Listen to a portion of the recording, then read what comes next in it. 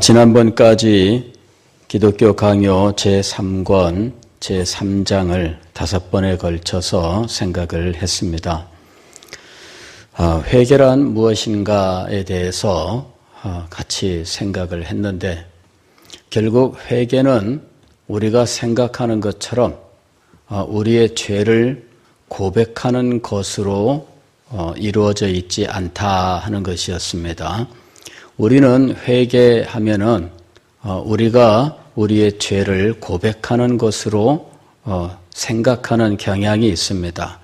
아무리 가르쳐도 죄를 고백하는 것이 회개라고 생각들을 해요.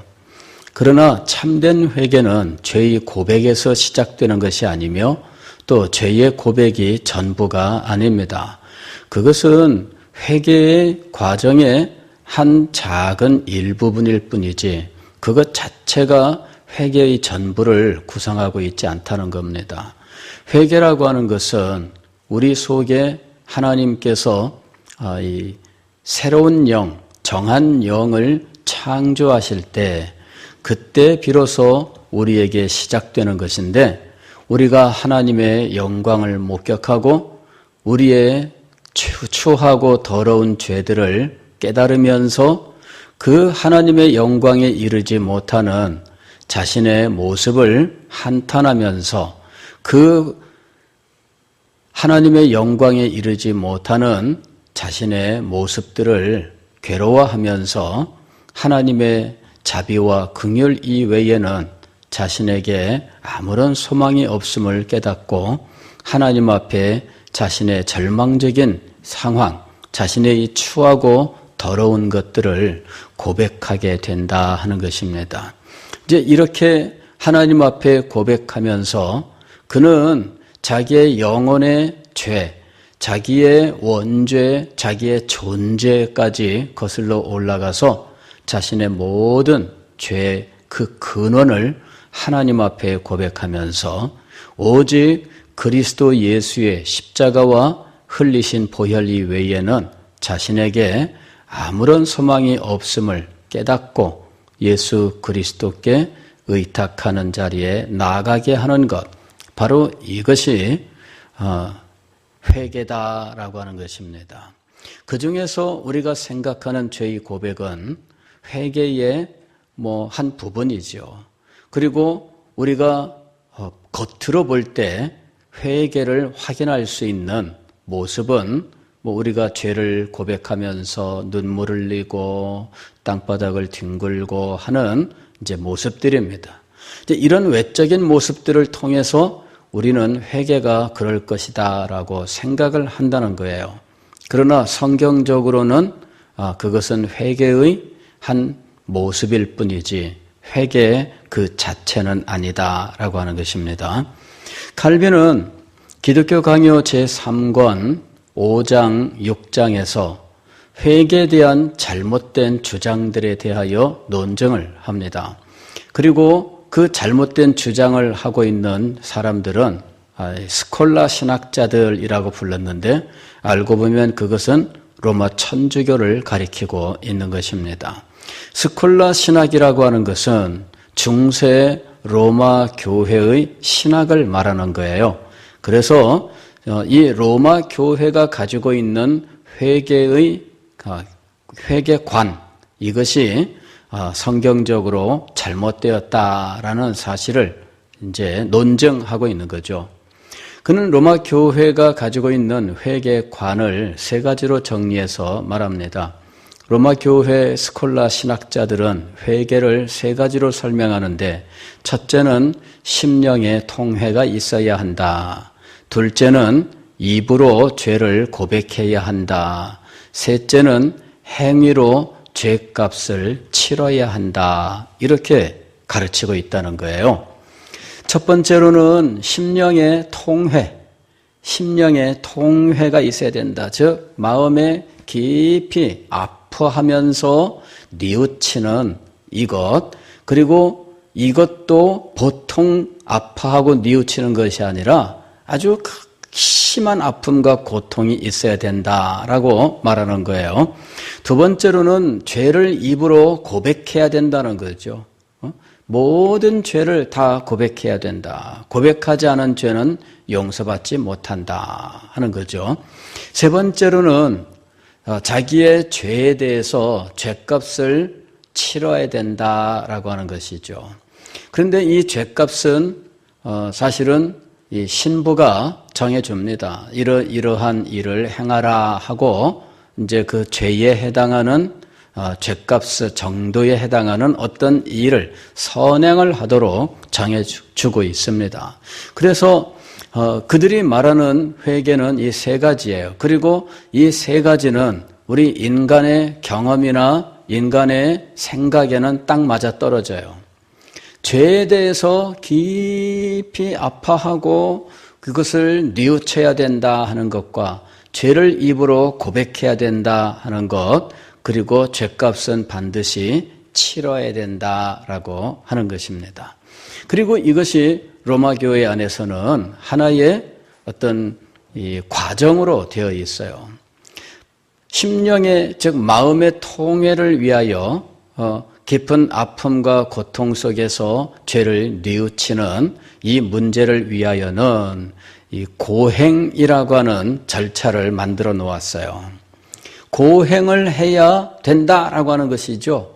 그래서 이 마틴 루터만 하더라도 자기의 죄를 인하여 고행을 얼마나 많이 했는지 몰라요. 로마 천주교에서 이 마틴 루터에 대해서 많이 공격했지만, 그러나 루터가 수도사로서 행했던 그 모든 고행에 대해서는 아무도 공격하지 않아요. 왜냐하면 누구보다 충실하게 그런 일들을 했거든요. 그러니 이 고행 같은 것들이 로마에 가면은 뭐 이 계단이 있어가지고 무릎으로 올라갔다가 내려와야 되는 이제 이런 것도 있어요. 그런 것들이 고행의 일종이죠. 그래 기어 올라갔다가 기어 내려오고 뭐 이러는 과정에 무릎이 뭐 얼마나 아프겠어요. 그런데 그런 아픔들을 통해서 무엇을 느껴라? 자기 죄에 대한 깊은 아픔과 또 뉘우치는 마음을 가져라 이거죠. 그래서 많은 사람들이 고행을 했어요. 그리고 이 고행을 하는 이 방법으로 육체를 괴롭게 하는 것, 이것이 다양하게 고안되는 거죠. 그래 이 육체를 괴롭히는 다양한 방법을 통해서 죄를 일깨우고 죄를 뉘우치는 거예요. 자기가 죄를 깨닫고 그 죄를 뉘우치는 자리에 나아가기 위해서 육체의 아픔, 육체의 고통을 정해놓고 그것을 행하게 하는 일들이 있었던 거예요. 두 번째로 죄를 입으로 고백해야 된다. 이것을 위하여는 고해라고 하는 것을 만들어 놓았어요. 로마 교회는 이 성례를 7가지로 이야기를 해요. 우리는 세례와 성찬 2가지만을 성례로 받아들이고 있지만, 그러나 로마 교회는 7가지를 받아들이고 있는데 그 중에 하나가 고해성사라고 부르는 거예요. 이 고해성사라고 하는 건 뭐냐면은 죄를 입으로 반드시 고백을 해야 하기 때문에 신자들은 적어도 1년에 한 번은 신부 앞에 가서 자기의 죄를 고백해야 된다라고 하는 것이죠. 그래 성당에 가게 되면은 오늘날도 그 고해실이 있습니다. 거기 가게 되면은 신부가 당번제로 그 자리에 와서 앉아 있어요. 그리고 이쪽 저쪽 면회실처럼 이렇게 구분되어 있는 칸에 이쪽 편에는 신부가 앉아 있고 죄를 고백할 사람이 문을 열고 들어와서 앉으면 딱 밀폐된 공간이 돼요. 그 공간에서 이제 이 사람이 제가 죄를 고백하러 왔습니다. 무슨 죄를 지었느냐? 그러면 이러이러한 것을 언제 제가 이렇게 했고요 하면서 일일이 다 말해야 돼요. 누구누구를 어느 집사를 제가 미워했고요. 누구랑 말다툼을 했고요. 제가 뭐 어떻게 했고요. 이렇게 일일이 다 고백을 해야 돼요. 그러면 그 얘기를 다 듣고 그 다음에 이제 신부는 몇 가지 조언을 들려주고 그 다음에 이제 보속이라고 부르는 것, 즉 죄값을 이제 갚아야 된다 하면서 그 죄값이라고 하는 것을 일러줘요. 너는 나가서 이러이러한 일을 하라라고 하는 이런 죄값을 무엇으로 치르느냐 하면은 이제 선행으로 치르게 되어 있습니다.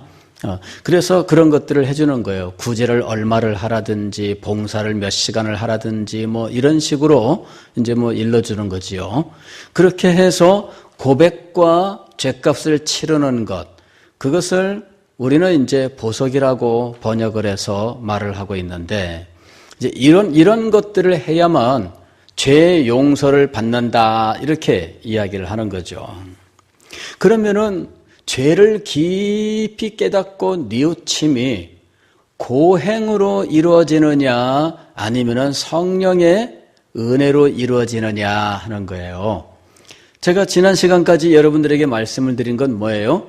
성령께서 우리의 마음속에 새로운 영을 창조하실 때, 그때 우리가 자신의 죄를 깊이 깨닫고 그 죄에 대하여 애통하는 심정을 갖게 된다라고 말씀을 드렸어요. 즉, 이 통회라고 하는 것은 어디서 오느냐면 성령의 역사로 오는 것이에요. 더 크게는 하나님의 은혜로서 임하는 것입니다. 하나님의 은혜로서 통회라고 하는 것이 우리에게 임하는 거예요. 그런데 이 로마 교회에서는 통회를 어떻게 규정했느냐 하면 인간들이 고행을 통해서 그 고행의 아픔, 고행의 고통을 통해서 죄를 깊이 뉘우치는 자리에 나가야 된다는 거죠. 그러니까 이 통회라고 하는 이것을 위하여 고행을 하는데, 고행이라고 하는 것은 무엇으로 이루어져 있느냐 하면 우리의 행위로 이루어져 있는 거예요. 우리의 행위, 그래서 아픔과 고통을 겪고 그것을 견디는 인간의 의지, 이런 것들로 이루어져 있다는 것이죠. 고행은 결코 성령의 역사가 아닙니다. 인간이 스스로 이 고행을 결심을 하고 그 일을 행하는 거예요. 그리고 그것을 아무리 행한다 하도 그가 육체의 아픔은 느낄 수 있을지 모르지만 그것 때문에 자신의 죄인됨을 깨닫는 일은 없다는 것이죠. 인간의 행위로 죄를 깨닫고 인간의 행위로 죄의 그 비참한 것과 그 추한 것들을 깨달을 수 있느냐 하는 거예요. 우리가 이미 공부한 대로는 죄를 깨닫게 하는 것은 오직 하나님의 성령께서 우리의 마음속에 새로운 영을 주실 때예요. 상한 심령이라고 하는 것에 대해서 여러분들에게 말씀을 드렸죠. 상한 심령, 하나님께서 원하시는 것은 상한 심령이라 그랬어요. 육체의 아픔을 요구하는 것이 아니라 무엇의 아픔을 요구하셔요? 우리의 영혼의 아픔을 요구하시는 거예요. 그래서 영혼의 아픔은 고행을 통해서 우리에게 오는 것이 아닙니다. 영혼의 아픔은 자신의 영적 상황을 발견하고 하나님의 영광에 이르지 못하는 자신의 절망을 깨달아야 영혼의 아픔을 알 수 있는 거예요. 상한 심령을 하나님께서 원하시는 거지, 하나님께서 무릎의 아픔을 요구하거나 팔꿈치 까지는 걸 요구하는 것이 아니다 하는 거예요. 하나님이 요구하시는 것은 며칠의 금식이 아닙니다. 그래서 배고파가지고 쪼르륵 하면서 배고프다 그것을 가지고 죄를 깨닫는 것이 아니라는 거죠. 하나님이 원하시는 것은 상한 심령이에요.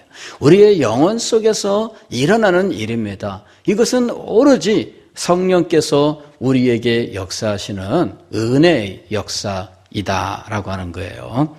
자, 그 다음에 입으로 고백하는 문제가 있습니다. 이것은 두 가지가 있는데, 하나는 죄를 다 고백할 수 있는가라고 하는 거죠.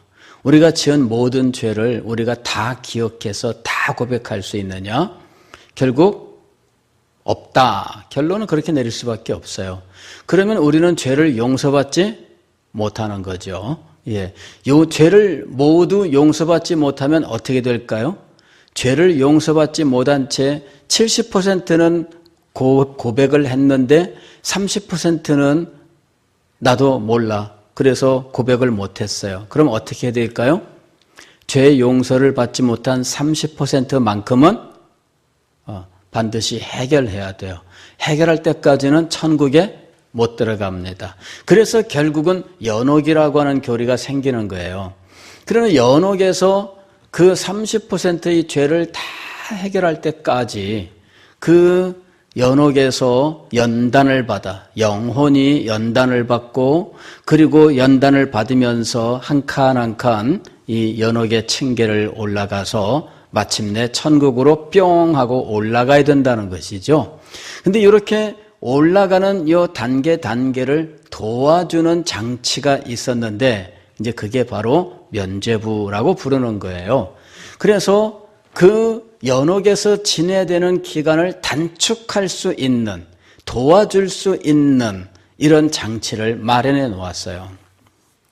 소위 말하면은 명복을 빕니다라고 하는 거, 그거를 실제적으로 행할 수 있는 길을 열어놓았다라고 하는 것이죠. 그게 바로 면죄부라고 부르는 거예요. 그러니까 철저하게 그 죄의 용서와 그 사죄의 은혜 이런 것들이 아니라 인간적인 행위가 죄의 용서의 근본이 되어 있다라고 하는 것이죠. 이것이 문제예요. 그 다음에 죄 용서의 권한이 누구에게 있는가라고 하는 것이죠. 땅에서 매면 하늘에서도 매일 것이요 땅에서도 풀면 하늘에서도 풀릴 것이다. 이 말씀을 가지고 신부가 죄 사함의 권한을 가지고 있다. 이렇게 주장을 해요. 그래서 고해 성사를 할 때에 신부가 뇌 죄 사함을 받았느니라 이렇게 이야기를 해서 보내게 되는 것이죠. 자, 과연 죄사함의 권세는 누구에게 있는가? 오늘 우리가 마태복음 9장에서 이 죄사함에 대한 말씀을 보게 됩니다. 예수님께서 본 동네에 이르시니, 본 동네는 가버나움을 말하는 겁니다. 예수님께서 가버나움에 자기의 집을 가지고 있었어요. 원래 나사렛 출신이지만 커서 나사렛에 여전히 살지 않고 가버나움으로 와서 식구들이 다 이사를 했어요. 그리고 가버나움을 이제 선교의 전진 기지로 삼아서 가버나움을 중심으로 갈릴리 지방을 다니며 복음을 전하십니다. 이 본 동네는 바로 가버나움을 말씀하는 거예요. 자, 본 동네에 이르시니 마침 중풍병자 한 사람 침상에 누워 있는데 친구들이 이 침상을 들고 이제 예수님께로 나온 거죠. 그럴 때 이 친구들의 믿음을 예수님께서 귀하게 보셨어요. 친구들이 중풍병자 이 친구를 이제 예수님께로 데려온 것은 예수님에게 데리고 오면 나을 수 있다라고 하는 믿음 때문이죠. 그래서 이 사람들이 예수 그리스도를 믿고 이 자기의 중풍병자 불쌍한 친구를 데리고 예수님에게 찾아온 거예요. 그럴 때 예수님께서 그 사람 중풍병자를 보시고 말씀하셨어요. 작은 자야 안심하라, 네 죄사함을 받았느니라. 예수님께서는 친구들에게서는 무엇을 보셨을까요? 믿음을 보셨어요. 그러나 이 중풍병자에게서는 무엇을 보셨을까요? 두려움과 자신의 죄에 대한 깊은 뉘우침을 보신 거죠. 그래서 친구들의 믿음은 칭찬하시고 중풍병자의 마음속에 있는 두려움과 자신의 죄에 대한 깊은 이 뉘우침에 대하여는 두려워하지 말라, 네 죄사함을 받았느니라. 이렇게 이제 말씀을 하신 거예요.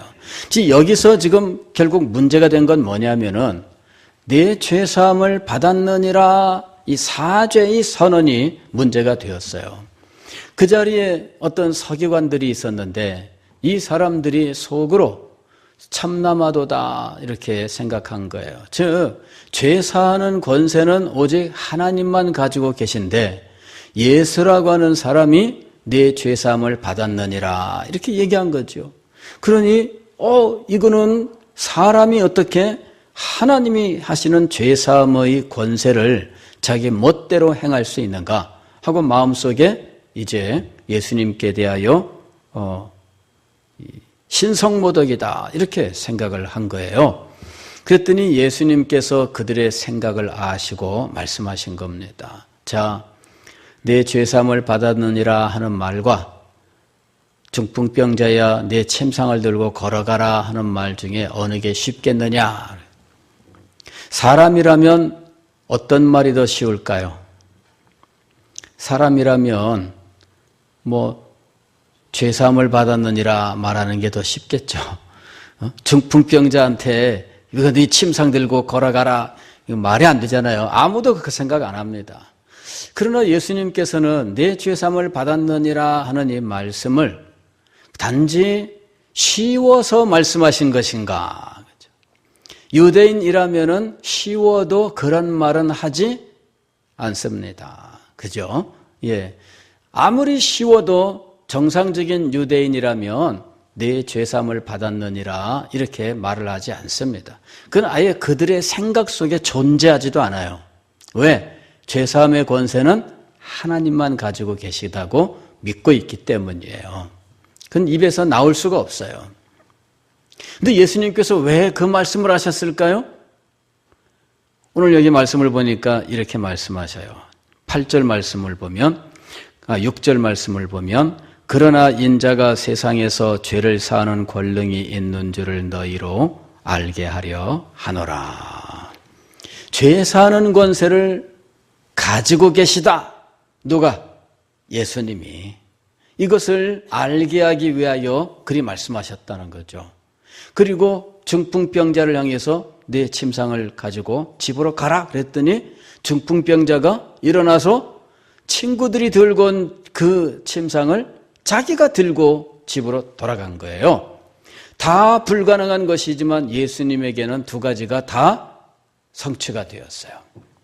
이것은 예수님께서 단순한 인간이 아니라 하나님이시다라고 하는 사실을 증명하는 이제 표적이 되고 있는 것입니다. 자, 죄 사하는 권세는 누가 가지고 있는가 하는 것이죠. 이것은 오직 하나님만 가지고 계신 거예요. 하나님만 죄를 용서하실 수 있지 인간이 죄를 용서할 수 있느냐?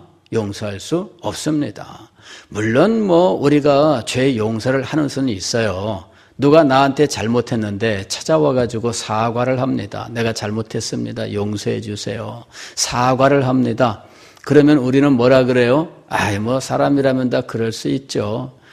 다 잊어버리세요. 다 용서까지 할 것도 없고 이러면서 이제 넘어갈 거 아니겠습니까? 자, 우리는 사람끼리 지은 어떤 문제에 대하여 사실 죄를 용서한다라는 말을 할 수 있겠죠. 그러나 죄라고 부르는 이 근본적인 문제는 오직 하나님만 용서하실 수 있는 권한을 가지고 계시며 그것 또한 용서하실 때에 오직 하나님의 자비에 근거하여 용서하신다라고 하는 거예요. 하나님의 자비가 아니면 다른 그 무엇으로도 우리의 죄를 용서할 수는 없습니다 하는 거죠. 우리는 그 어떤 일을 해도 우리의 죄를 용서받는 것은 오직 하나님의 자비와 긍휼 때문이다라고 하는 사실을 분명히 기억해야 돼요. 그래서 오늘날 신부들이 누군가 고해성사를 하러 왔을 때 그 사람의 죄를 용서하노라 하는 이것이 사실은 정당하지 않다라고 하는 사실을 우리가 알아야 됩니다. 자, 그러면 이 죄의 고백은 무엇을 위한 것인가? 죄의 고백, 회개에서 죄의 고백이라고 하는 것이 꼭 있어요. 그러면 이 죄의 고백은 하나님 앞에서만 하는 것인가? 아니면 사람에게도 하는 것인가? 사람에게 한다면 개인적으로 하는 것인가? 공적으로 공동체 앞에서 하는 것인가? 이제 이런 문제들도 이제 등장하기 마련입니다. 죄의 고백은 누구한테 하는 걸까요? 하나님에게 하는 거죠. 예. 그러나 내 죄로 말미암아 피해를 입은 사람이 엄연히 존재합니다. 그러면 내가 피해를 입은 이 사람에게 죄를 고백하고 용서를 구해야 할까요? 하나님에게 죄를 고백하고 용서를 구했으니까 안 해도 될까요? 예. 죄를 지은 당사자가 내가 지은 죄로 인해서 피해를 입은 당사자가 있다면 우리는 그 당사자에게도 역시 죄를 고백하고 용서를 구해야 된다라고 하는 거예요. 그러면 하나님에게 죄를 고백하고 용서를 받는 것으로 충분하지 못하고 사람에게 죄를 고백하고 용서를 받아야만 죄 용서가 다 이루어지는가? 어떻게 생각하세요? 하나님에게 고백했는데 반쪽만 용서받는 거고 사람에게까지 해야 다 용서받는 거다. 어떻게 생각하십니까?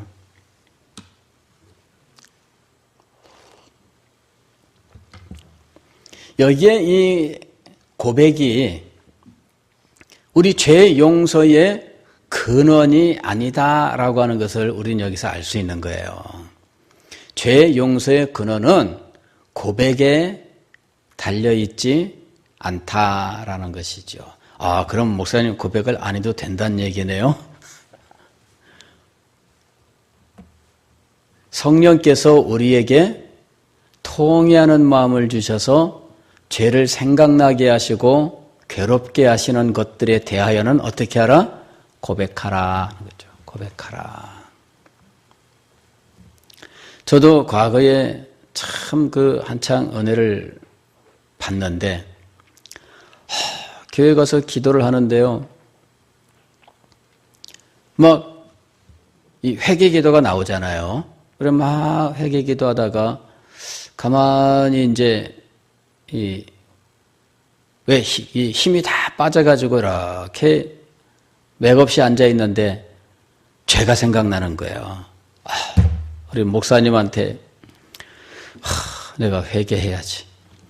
이래 가지고서는 목사님에게 전화를 드렸어요. 목사님, 장전사입니다. 전도사 때 장전사입니다. 웬일이냐. 목사님, 제가 잘못했습니다. 제가 목사님 미워했고요. 목사님, 제가 불순종했고요. 막 그랬더니 목사님이 무슨 소리야. 잘하고 있는데.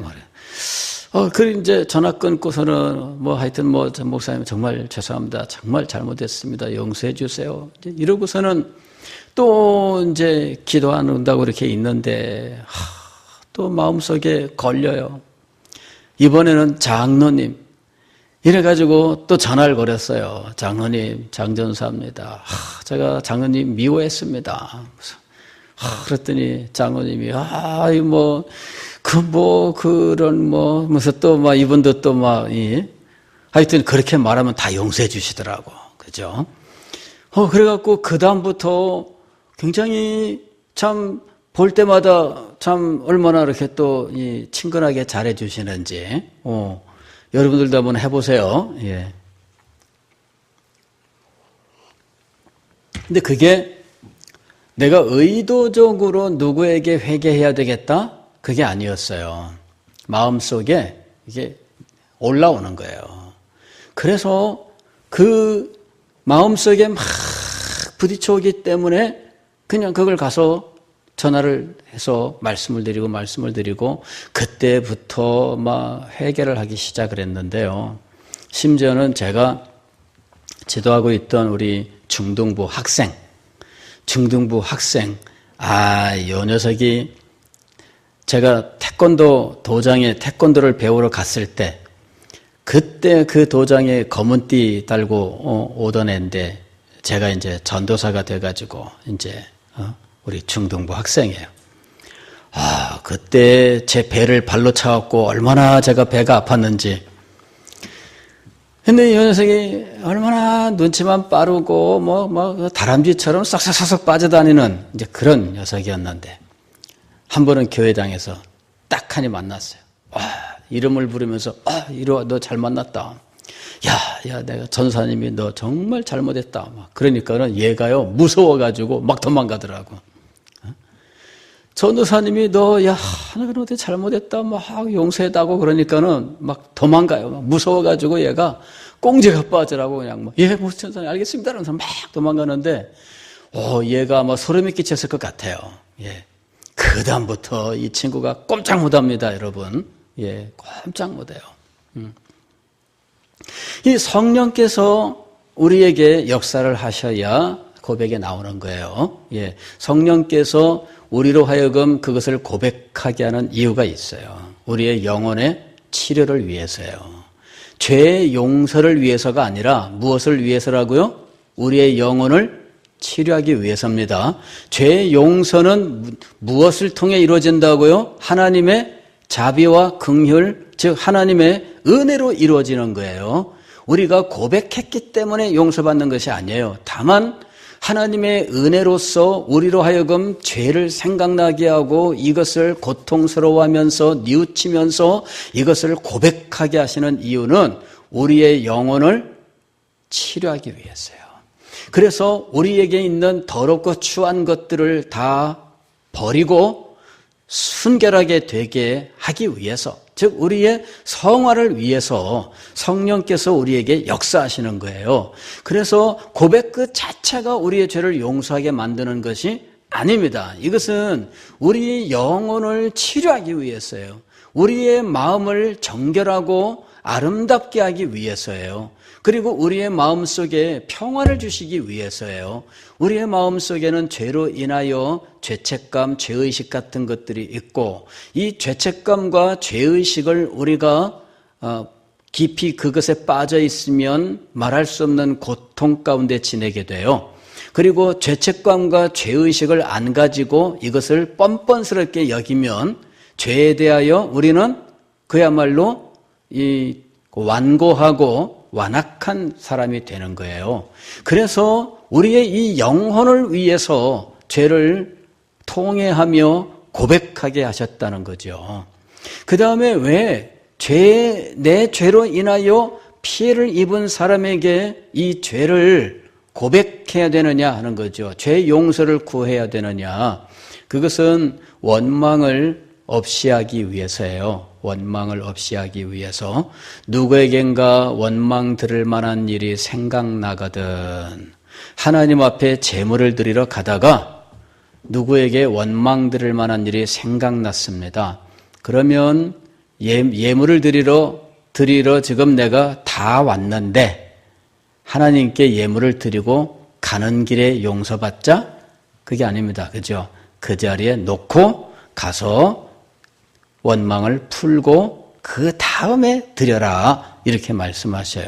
원망 때문이죠. 이 원망이 하나님 앞에 상달되는 거예요. 그래서 누군가에게 원망 들을 만한 일이 있으면 내 잘못으로 인하여 일어난 이 모든 문제들을 풀어야 된다라고 하는 거예요. 자, 그 다음에 이것을 공동체적으로 고백하는 문제가 있습니다. 가령 1907년 평양 대부흥 때에 자기가 지은 죄를 이 예배 시간에, 기도의 시간에 한 사람씩 나와서 죄를 고백하는 이런 일이 있었어요. 그래서 그 뒤로 이 죄 고백을 이 공중 앞에서 행하는 어떤 이 제도 같은 것이랄까? 이제 이런 형식 같은 것들을 이제 취한 경우들도 있는데, 그건 특별한 케이스죠. 특별한 케이스고 법칙화할 수는 없습니다. 다만 공동체 앞에 고백해야 되는 죄가 있습니다. 그것은 내가 공동체에 잘못을 했을 때죠. 내 잘못으로 인해서, 내 죄로 인해서 공동체에 누가 되고 이런 일이 있다면 공동체 앞에서 고백을 해야 되겠죠. 그러나 사적인 문제인데 공동체 앞에서 반드시 고백할 필요는 없어요. 다만 그 1907년 평양 대부흥은 특별한 부흥의 현장에서, 이 특별한 부흥의 현장에서 강력한 회개의 영이 임하면서 일어났던 사건입니다. 그래서 이것은 하나님의 영이 특별하게 행했던 하나의 일이지 그것을 법칙화할 수는 없다라고 하는 거예요. 자, 그 다음에 죗값을 치르는 문제가 있습니다. 죗값을 치르는 문제. 우리가 죄를 고백하고 죗값을 반드시 치러야 된다 이렇게 이야기를 했는데 죗값을 어떻게 치르느냐라고 하는 것이죠. 고백하지 못했으면 죗값도 보석이라고 하는 것을 신부에게 못 받으니까 죗값을 치르지 못하는 이제 상황이 돼요. 고백도 없고 죗값도 못 치러요. 그러니까 이 문제를 해결하기까지는 천국 가는 것이 보류되는 거예요. 그래서 연옥을 만들어 놓고 천국으로 직행하지 못한 채 그곳에서 머물러라 이렇게 된 거죠. 예. 그러니까 이게 성경적이냐는 것입니다. 성경은 연옥의 존재를 인정하지 않습니다. 성경은 우리가 육신의 죽음을 맞이할 때 우리의 영혼은 즉시 하나님 앞에 가는 거예요. 그래서 예수님께서 십자가에 매달렸던 한 강도에게 내가 오늘 나와 함께 어디에 있으리라? 낙원에 있으리라. 이 사람만 예수님께서 특전을 베풀어서 천국으로 바로 데리고 가셨을까요? 아니면 천국이 아닌 낙원에 데려가신 것일까요? 그게 아닙니다. 예, 죽으면 바로 우리는 천국에 가지 중간 단계의 어느 곳에 가서 다시 또 죗값을 다 갚을 때까지 머물러야 되는 것이 아니다 하는 거예요. 그런데 천주교에서는 그렇게 주장하고 있다는 거죠. 그래서 연옥에 가서 이 죗값을 다 갚고 이 죄에 대하여 다 해결한 다음에야 천국에 간다. 예수님을 믿으면 천국 가는 것이 아니라 지옥에 안 갈 뿐이다. 이제 그런 거죠, 결국은. 예수 믿으면 지옥에는 안 가지만 천국에도 못 가요. 중간에 연옥에 가요. 거기서 죄의 문제를 다 해결해야 돼요. 근데 이제 천국에 직통하는 사람들이 있어요. 천국에 직통하는 사람들. 성자라고 부르는 사람들이죠. 성인들. 이제 이런 사람들은 자기의 죄값을 다 치르고도 남는다 이렇게 주장을 해요. 죄값을 다 치르고도 남으면 그 남는 것들을 모아서 쌓아놓았어요. 이게 여덕이라고 불려요. 남는 덕. 요 쌓아놓은 이것 남는 것들을 모아놨는데 이것을 관리하는 권한이 누구에게 있느냐 하면 교황에게 있다는 거죠. 교황이 어떤 사람에게 이것을 나눠줄 수 있어요. 이것을 나누어 주는데 면죄부라고 하는 이름으로 나눠준다라고 하는 거예요. 그래서 교황이 준 것만큼 어떻게 돼요? 내가 지은 죄에서 그만큼 용서를 받는 거죠. 이제 이런 구조를 가지고 있는 거예요. 왜 그 종교개혁 당시에 면죄부가 문제였느냐? 바로 그런 교리를 가지고 있기 때문에 이 교리에 따라서 면죄부를 팔았거든요. 그래 면죄부를 팔면서 이 면죄부를 살 때 누구의 이름으로 사느냐? 내 이름으로 사면 내 죄가 그만큼 사하여질 것이요. 아버지의 이름으로 사면 연옥에 있는 아버지가 그만큼 죄 문제를 해결하게 되는 거죠. 그러니 연옥에 있는 부모님 생각해 보세요. 그러면 불효자들은 특별히 더 마음 아플 거 아니에요. 그죠? 예. 그리고 연옥에 있는 부모님 빨리 천국 보내기 위해서 면죄부를 사야 된다는 거죠. 그래서 면죄부를 살 때 돈을 이 연복교에다가 넣는 순간 딸랑 떨어질 때 연옥에 있는 영혼이 한 단계 위로 쑥 올라간다. 뭐 이런 말까지 나올 정도였어요. 딸랑 그러면 쏙, 딸랑딸랑 쏙쏙, 딸랑딸랑딸랑 쏙쏙쏙. 이게 완전히 이제 돈을 많이 내면은 더 빠르게 쑥 올라가는 거죠. 자, 이제 이런 상황이 돼버렸어요. 이게 성경적이냐 하는 거죠. 이거는 성경하고 아무 상관없습니다.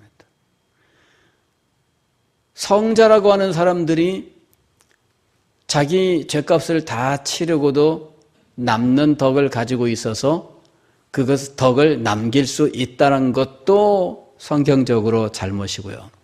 그 다음에 그것을 모아서 창고에 넣어놨다는 것도 잘못이고요.